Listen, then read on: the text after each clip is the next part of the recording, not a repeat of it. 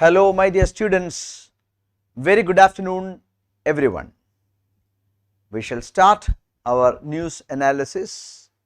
We shall analyze the Hindu dated July 28 today, and I am very sure that all my students have already read the newspapers. For those who have joined today and in recent days, I would like to let you know that to get the maximum benefit of this program, you must read the newspaper before you attend. That is the very reason why I discuss every day the previous day's newspaper, giving you ample time to read. Don't think that this analysis is a substitute to your reading, it can never be. Rather, it just gives you some encouragement to read. Whenever you start reading the newspapers, any primer, any beginner will have a feeling, come on, I don't have a background, I read about this, I want to read the newspapers and I read a news item, but since I don't have a background, my understanding becomes very limited. So what should you do? Listen to this program. I shall discuss various topics, so that I shall be giving you some degree of background information to every news item, and that will definitely encourage you to read more. So we shall begin. July 28. Basavaraj Bommai will be the new Chief Minister of Karnataka. Karnataka is a BJP ruling state. Mr. Yediyurappa, the 4th times Chief Minister of Karnataka, the 78-year-old man, resigned recently, and in place Basavaraj Bommai has been elected the Chief Minister. Yediyurappa had 4 stints in Karnataka as its Chief Minister, but in none of his stint he could complete the 5-year term. The decision is followed the resignation of Yediyurappa as the Chief Minister of Karnataka. So you should know the name, very important, Basavaraj Bommai, the new Chief Minister of Karnataka. Jabs for children as early as August, says the Minister of Health in India, Mansukh Mandavia.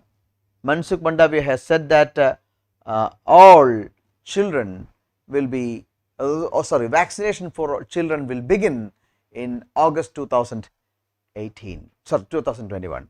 Vaccination of children against COVID-19 will begin in August. It is announced by the Minister of Union Minister of Health, Mandavia. So take note, he is a new chain. Earlier on it was Dr. Harshavardhan. So now new health minister has taken his place now. So he says that India is on the way to become the biggest vaccine producer in the world. Already India is the manufacturing of a pharmaceutical manufacturing hub in the world. India produces maximum medicines in the world. It's a manufacturing hub of pharmaceutical. India is a pharmacy of the world already. Now the minister says that India is on the way to become the biggest producer of COVID vaccines in the world. India is about to give permission to many vaccine manufacturers, manufacturing companies. 21.5 million job lost in tourism sector, says the center. Tourism has been one of the most affected sectors thanks to COVID. You must understand that ever since 2020 February, tourism movement has plummeted like anything. Almost every industry is affected, but tourism is the worst affected. Tourism is one of the industries that provide maximum jobs to people, and that is almost shut down. In India, the loss is 21.5 million, it is estimated. 21.5 million lost jobs in tourism sector, and mind you, this is from April 2020 to December 2020. So it is for that only 9 months the job loss is 21.5 million. You need not take down this from the perspective of examination, but you should understand that tourism is badly affected and India is badly affected, because India is one of the most sought after tourism destinations in the world. Tourism direct gross value added, TDGVA, saw a downward slip. TDGVA plummeted by 93%. So, it will take many more months or even a few years for tourism to get normalized. Tourism, civil aviation, these are the sectors that immediately affect that are affected immediately by any pandemic. Dangerous conflagration, this is with regard to the conflict between Assam and Mizoram police forces. We discussed it in detail yesterday, but now the Hindu has commented on that. In a clash between the police force of Assam and Mizoram, 9 Assamese policemen were killed. It was a border dispute between the two northeastern states of Assam and Mizoram. It happened in Mizo border town of Warrington.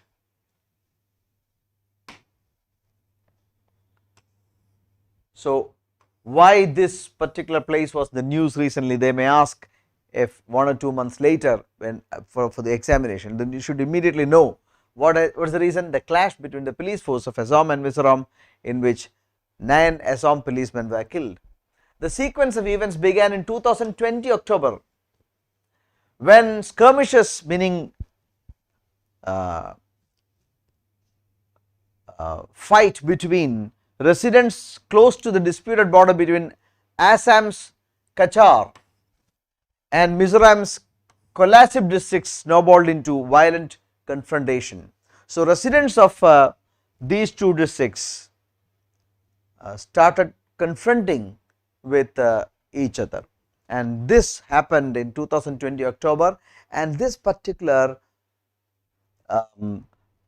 confrontation snowballed into what happened 2 days ago. It is clear cut failure of constitutional machinery. Now the central forces are deployed to de-escalate the issues. Both states have decided to go for immediate peace between the people of the states. It is quite unfortunate. Read the editorial. You might have got the idea about what happened. Now you may read the editorial.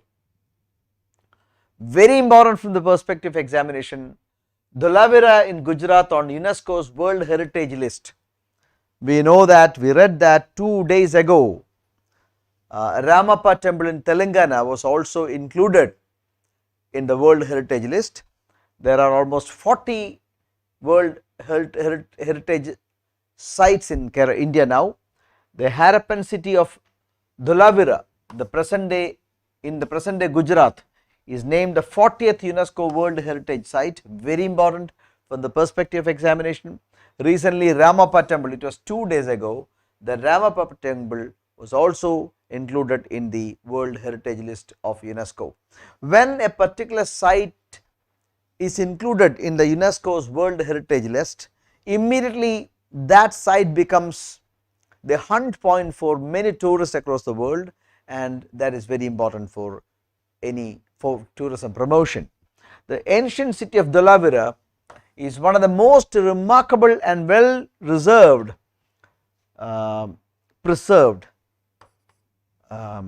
urban settlements in South Asia in BC 2-3 millennium, very old city, and it is located in Kutch districts in Gujarat. So, where is Dholavira? Dholavira is in the Kutch district of Gujarat, very important. Please take down, it may come for your exam. Ramappa temple in Telangana is also equally important.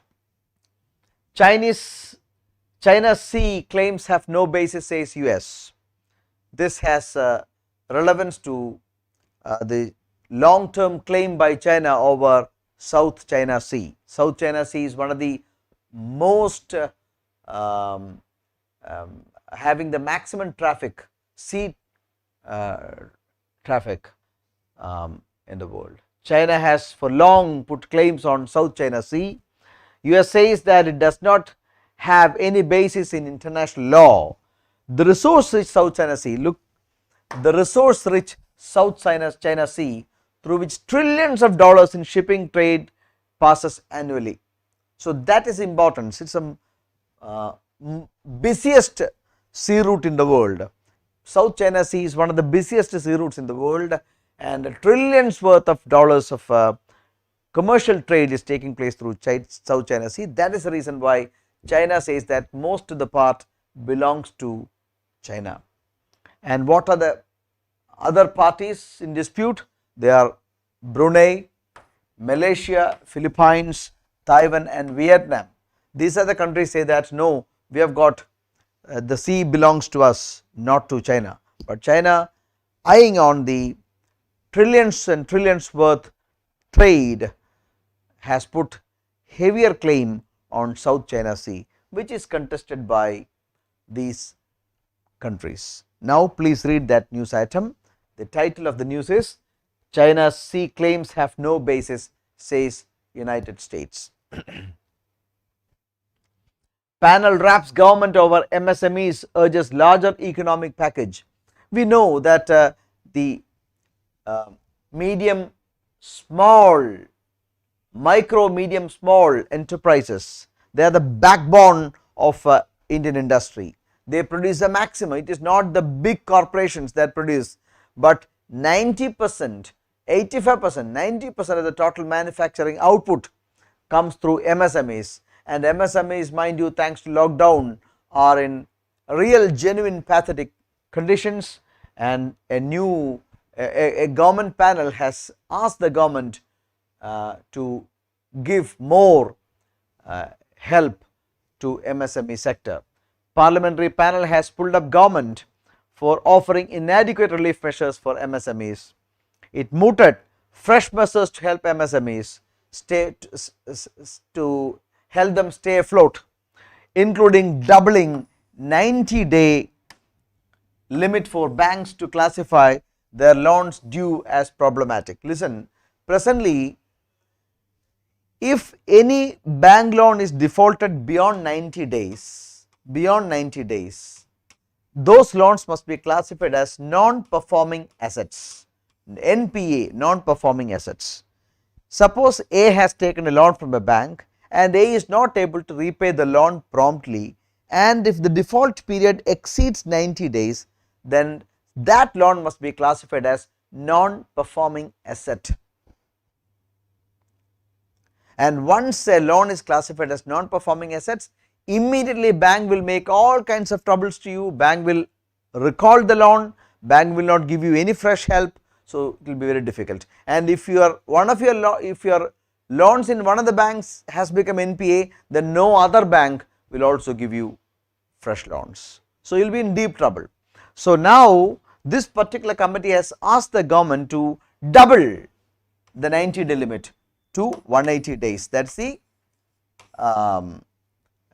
recommendation by the panel, but we do not know whether government and in turn RBI will give such a relief to MSMEs. But anyway, if such reliefs do not come, then MSMEs will be in deep trouble, and subsequently banks will also be in deep trouble. My dear students, thank you very much.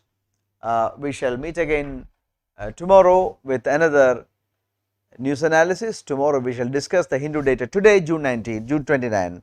So make sure that you all read the newspapers and be prepared for the program.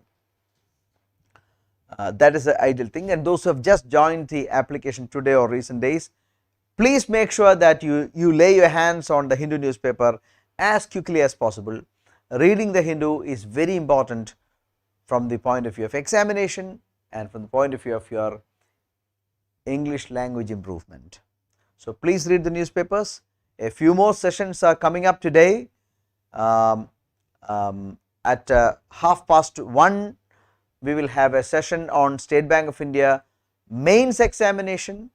So those who have already written the prelims and waiting for the prelims result and waiting for mains examination must watch that program live class, and at 3 o'clock it is open to all students of ICD should attend the prelims class at 3 o'clock. So, thank you very much my dear students, we shall meet again, goodbye.